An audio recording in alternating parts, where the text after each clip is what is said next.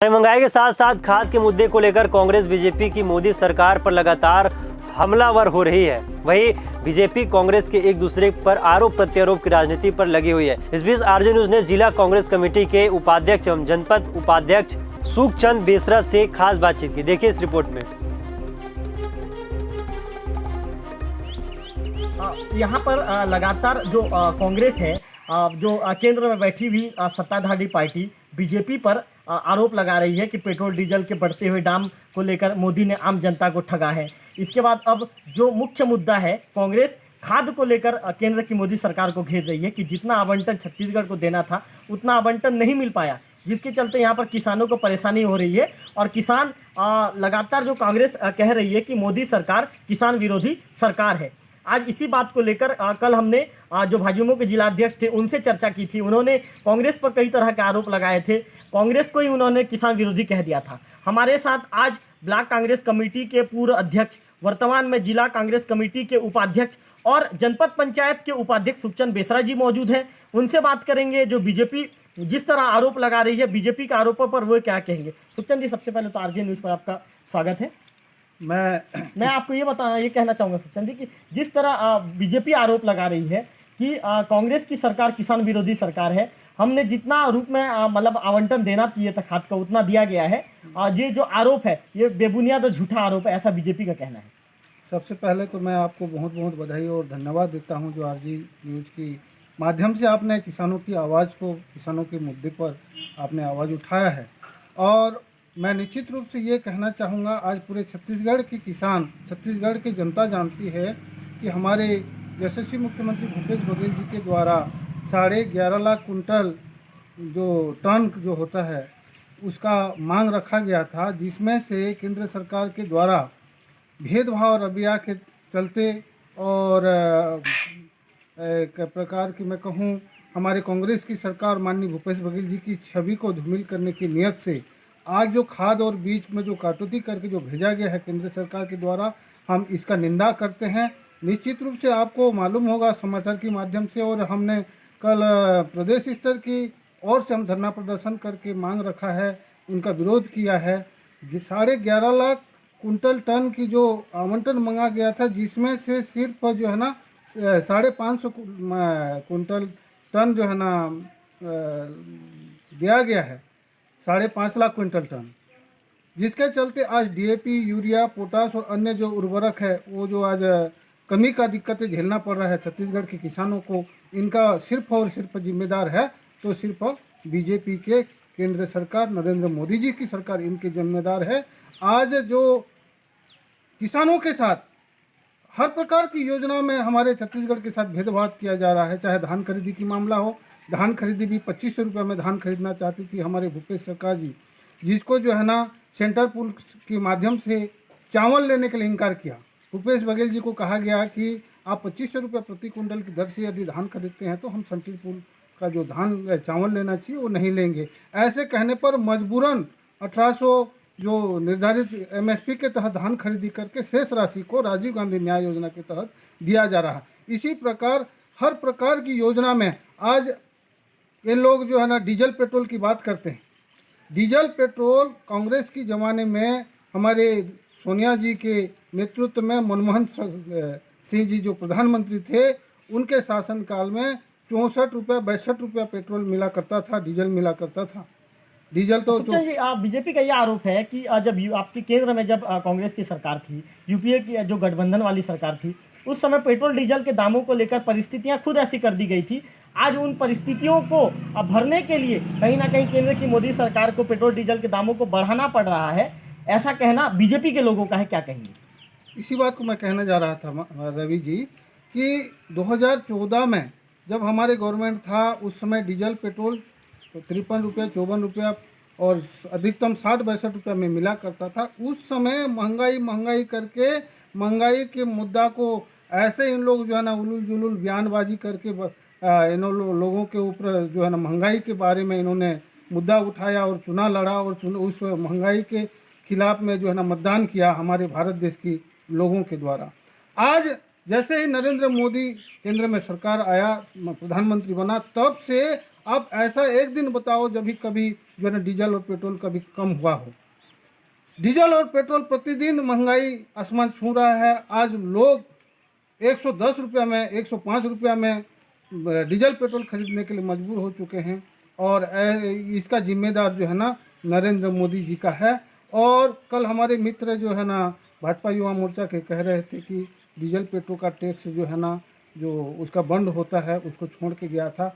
वो बीजेपी के लोगों को मिसगाइड करने में और जो है ना गुमराह करने में इन लोगों को महारत हासिल है। और आरएसएस के लोग जो इनको झूठ बोल करके लोगों को मिसगाइड करने का इनको पाठ पढ़ाते हैं, जिसके तहत जो है ना हर जो है ना कोरा सफ़ेद झूठ की तरह इन लोग अच्छाई को जो है ना सच्चाई को छिपा करके झूठ बोल करके आरोप लगाते हैं। अच्छा सुखचंद जी, एक महत्वपूर्ण सवाल ये है कि यदि बात की जाए तो 15 सालों का वनवास खत्म करके आपकी सरकार प्रदेश में तो लौट आई, लेकिन बिंद्रा नौगढ़ में अभी भी आप लोग का वनवास खत्म नहीं हो पाया है। कम से कम आप भी 7 से 8 साल तक 5-6 साल तक आपने भी ब्लॉक कांग्रेस कमेटी का आपने भी नेतृत्व किया। इसके बाद आप जिला उपाध्यक्ष के पद पर अभी काम कर रहे हैं। आप जनपद पंचायत उपाध्यक्ष भी हैं, महत्वपूर्ण पदों पर आप काम कर रहे हैं। आखिर कहाँ पर ऐसी चूक हो गई, आखिर कहाँ पर ऐसा कमी है जिसके चलते आप लोग जनता का बिंद्रा नौगढ़ में भरोसा जीत नहीं पा रहे हो और बीजेपी लगातार भरोसा जीतने में कामयाब हो रही है? क्या कहाँ पर? रवि जी, इस चीज़ पर मैं आपको कहना चाहूँगा कि छत्तीसगढ़ की जनता बहुत ही भोले भाले होते हैं और हमारे बिंद्रा नौगढ़ की जनता बहुत भोले भाले हैं। छत्तीसगढ़ के लोग एक बार देखते हैं, 2 बार देखते हैं, 3 बार देखते हैं, मौका देते हैं।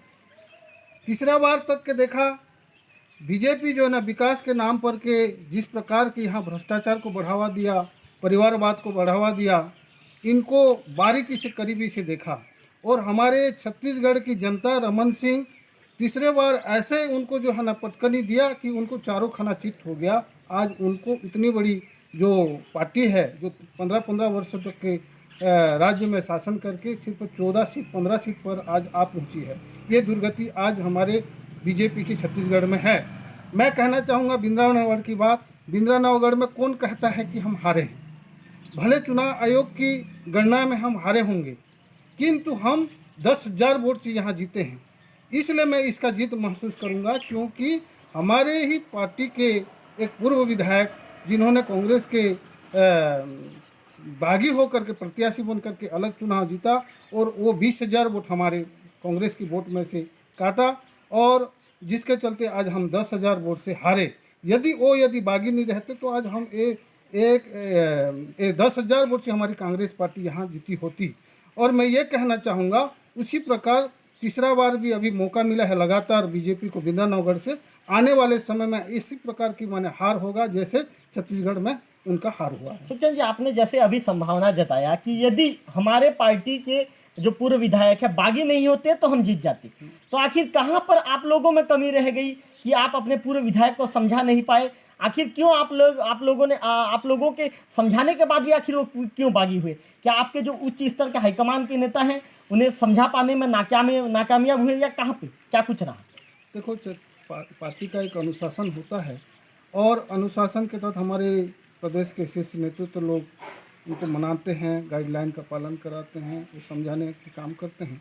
लेकिन एक आदमी हद से ज़्यादा पार कर जाता है तो लोग तो फ्रीडम है, लोग चुनाव अलग से भी लड़ सकते हैं, जिसके कारण हमको यहाँ नुकसान हुआ था। आने वाला समय में ऐसा जो है ना स्थिति नहीं होगा। सुखचंद जी, आपका दावा है कि 2023 में बिंद्रा नौगढ़ में कहीं ना कहीं आपका विधायक बन के जाएगा, लेकिन बीजेपी ओवर कॉन्फिडेंस के साथ कह रही है कि पहले तो हमारी जीत निश्चित थी, लेकिन अब कांग्रेस में जिस तरह की गुटबाजियां निकल कर सामने आ रही है या गुटबाजी का जो एक समीकरण यहाँ पर नज़र आ रहा है, उसे लेकर आने वाले दिनों में बीजेपी पूरी तरह आश्वस्त नज़र आ रही है कि हमारा विधायक यहाँ से निश्चित तौर पर बनकर जाएगा और अभी जो जीत का आंकड़ा है उससे बहुत ज़्यादा अंतर से हमारा यहाँ पर कैंडिडेट जीतेगा। ये ऐसा बीजेपी का दावा है, क्या कहेंगे? बिल्कुल हमारे में गुटबाजी नहीं है। हमारे सभी कार्यकर्ता मिल कर के काम कर रहे हैं। चाहे क्या बीजेपी में गुटबाजी नहीं है? क्या बीजेपी में भी रमन सिंह जी का अलग गुट है, ब्रिजमोहन जी का अलग गुट है। हमारे बिंद्रा नौगढ़ की बात करूँ तो मैं डमरूधर पुजारी जी का अलग गुट है, तो गोवर्धन मांझी जी का अलग गुट है। ऐसा कुछ बात नहीं है, हम सभी एक ही पार्टी के बैनर तले के कार्यकर्ता है। पार्टी से कार्यकर्ता की पहचान है, कार्यकर्ता से पार्टी की पहचान नहीं होता। सभी हम सब एक हैं, साथ में मिलकर काम कर रहे हैं। अच्छा सुखचंद जी, महत्वपूर्ण सवाल ये भी बनता है कि जो भाजयुमो के जिलाध्यक्ष हैं उनका साफ तौर पे ये कहना है कि यदि बिंद्रानवागढ़ में विकास की आधारशिला या विकास की नींव रखी है तो पूर्व मुख्यमंत्री डॉक्टर रमन सिंह ने रखी है। उनका कहना है कि पहले यहाँ पर कॉलेज नहीं थे, उन्होंने करीब करीब 3 या 4 कॉलेज खुले गए। पहले ये क्षेत्र जो राजमार्ग था, ये मतलब राष्ट्रीय राजमार्ग नहीं था, रमन सिंह जी के कार्यकाल में राष्ट्रीय राजमार्ग बन पाया। उसके बाद उस समय अस्पताल में स्टाफ ना के बराबर थे। जिस समय अजीत जोगी जी की सरकार गई और रमन सिंह जी की सरकार जब आई तो अस्पताल में स्टाफ ना के बराबर थे, लेकिन बीजेपी सरकार में स्टाफ भी बनी। उनका कहना है कि बिंद्रानवागढ़ के विकास को लेकर रमन सिंह जी ने जितना काम किया है उसे कभी भुलाया नहीं जा सकता। क्या कहेंगे? मुझे बीजेपी के कार्यकर्ता और नेता लोगों की बात पर हंसी आता है और दुख भी लगता है। दुख इस बात की लगता है कि देवभोग बिंद्रानवागढ़ विधानसभा क्षेत्र की देवभोग क्षेत्र के लोग लगातार बीजेपी पर भरोसा रखते आ रहे हैं, लेकिन भरोसा पे उन लोग खरा नहीं उतरा। आज भी आप जानते हैं देवभोग बिंद्रानवागढ़ क्षेत्र के सीमावर्ती देवभोग क्षेत्र में अनेक प्रकार की मूलभूत समस्या से हम सभी परेशान हैं, चाहे शिक्षा के माध्यम हो, स्वास्थ्य हो, सड़क हो, बिजली हो, पानी हो। मुझे दुख लगता है और बोलने वालों को शर्म लगना चाहिए। दिल्ली देवभोग की विधायक से लेकर के दिल्ली के प्रधानमंत्री तक के, राज्य में मुख्यमंत्री तक के, जिस समय बीजेपी के गवर्नमेंट था, शासन था, उस समय हमारे राजमार्ग नहीं बना, जबकि NH में आता है, राष्ट्रीय राजमार्ग है। इस राजमार्ग की जिम्मेदारी केंद्र सरकार की है और पिछले बार 5 साल तक के शासन था बीजेपी का, 15 साल तक के राज्य में शासन था मुख्यमंत्री जी का। कहाँ रोड बना है? रोड तो अभी अभी मरम्मत हुआ है, जो हमारे माननीय मुख्यमंत्री जी के अथक प्रयास से अभी मरम्मत हुआ है और साइड पटरी का काम हुआ है। अभी थोड़ी बहुत आने जाने लायक बना है, नहीं तो बड़े बड़े गड्ढा था 15 साल तक के, दुनिया देखा है। देवभोग क्षेत्र के लोगों को हमेशा छला जा रहा है। बीजेपी के लोग सिर्फ जातिवाद की राजनीति करके, लोगों को गुमराह करके, झूठ पे झूठ और अनेक प्रकार की जो है ना धर्म और जाति का राजनीति करके यहाँ पे जीता जा रहा है, लोगों को गुमराह किया जा रहा है। सचिन जी, अंतिम सवाल है आपसे। बीजेपी अभी धर्मांतरण के मुद्दे को लेकर बीजेपी पूर्णतः उसे मुद्दा बनाने पे तुल गई है। बीजेपी का कहना है कि कांग्रेस शासन में धर्मांतरण भी जोरों पर हो रहा है, लेकिन शासन में जो बैठे जिम्मेदार लोग उसे ध्यान नहीं दे रहे हैं। साथ साथ बीजेपी बेरोजगारी को भी मुद्दा बना रही है और कहना है कि जो जन घोषणा पत्र में कांग्रेस ने जितने वादे किए थे उन वादों को भी पूरा नहीं किया गया है। क्या कहेंगे बीजेपी जिस तरह से मुद्दा बना रही है? बीजेपी के आंख में पट्टी लगा हुआ है, कांग्रेस की विकास नहीं दिखेगा। 2.5 साल में जो रमन सिंह जी ने 15 साल जो गड्ढा करके रखा था राज्य सरकार के ऊपर, कई प्रकार की कर्जा जो है ना छोड़ करके मैंने यहाँ पे वो गद्दी से हटे हैं। कांग्रेस को उसका गड्ढा को जो है ना और उसका कर्जा को मेंटेनेंस करने में परेशानियों का सामना करना पड़ रहा है और 2.5 साल में शासन अपना स्ट्रक्चर खड़ा कर लिया है और आने वाला समय में आप देख रहे हैं अनेक प्रकार की, जैसे ही 2.5 साल में अनेक प्रकार की जो है ना योजनाओं का लाभ लोगों को मिल रहा है। और हमारे कांग्रेस पार्टी विचारधारा की पार्टी है और किसान मजदूर को लेकर के सबसे पहला प्राथमिकता जो है ना योजना बनाती है। किसानों को हित में आज अर्थव्यवस्था किस लिए छत्तीसगढ़ का मजबूत है? सीधे तौर पर किसान और मजदूर को मजबूत किया जा रहा है, जिसके कारण आज छत्तीसगढ़ की अर्थव्यवस्था मजबूत है। कहूँगा मैं, ये रही सवाल बेरोजगारों वाली बात, एक साथ 14,500 बेरोजगारों को नौकरी दिया जा रहा है। अभी आदेश होने वाला है कि ये बीजेपी वालों को नज़र नहीं आएगा। उन्होंने बता के देखे कि कभी 14-15 हज़ार का एक साथ कभी भर्ती किया है क्या पूरे प्रदेश में? हमारी सरकार 2.5 साल के अंदर 14,500 बेरोजगारों को अभी नौकरी दे रही है और यहाँ पे अनेक प्रकार की अभी योजना को विभाग में और नियुक्ति होना बाकी है जो किया जाएगा। तो ये थे जनपद उपाध्यक्ष और जिला उपाध्यक्ष सुखचंद बेसरा जी। सुखचंद बेसरा जी से हमने चर्चा की, कुछ बेबाक सवाल भी पूछे। उन्होंने साफ तौर पे ये कहा है कि जो राज्य की भूपेश बघेल सरकार है किसान हितैषी सरकार है। किसानों के लिए सरकार ने जितने कदम उठाए उसकी जितनी तारीफ की जाए कम है। यहाँ साथ ही जो सुखचंद बेसरा जी ने बीजेपी पर भी जमकर हमला बोला। उनका कहना था कि 15 सालों तक जो पूर्ववर्ती सरकार थी डॉक्टर रमन सिंह की सरकार, उन्हें बिंद्रानवागढ़ नज़र नहीं आया, बिंद्रानवागढ़ का विकास नज़र नहीं आया। सुखचंद बेसरा जी ने यह भी आरोप लगाया है कि बीजेपी के लोग सिर्फ लोगों को छलने का काम करते हैं, लोगों से झूठ बोलते हैं और कांग्रेस की सरकार सिर्फ काम करने पर भरोसा जताती है। कैमरा पर्सन नागेश्वर मोरे के साथ रविकांत तिवारी, RJ न्यूज, देवभोग।